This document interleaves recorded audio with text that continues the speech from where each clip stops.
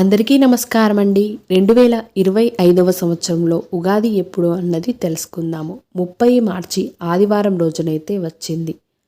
మరి ఉగాది తెలుగు సంవత్సరం పేరేంటో చూసుకుంటే శ్రీ విశ్వవసునామ సంవత్సరం.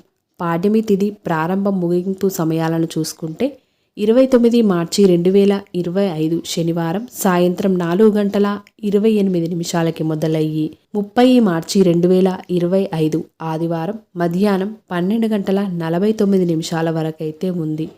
మనకి ఏ రోజైతే తిథి ఉదయం ఉంటుందో ఆ రోజే తిథిని పరిగణలోకి అయితే తీసుకోవాలి. అందువలన మనము ఉగాది పండుగని మార్చి 30వ తేదీ 2025 ఆదివారం రోజునైతే జరుపుకోవాలి.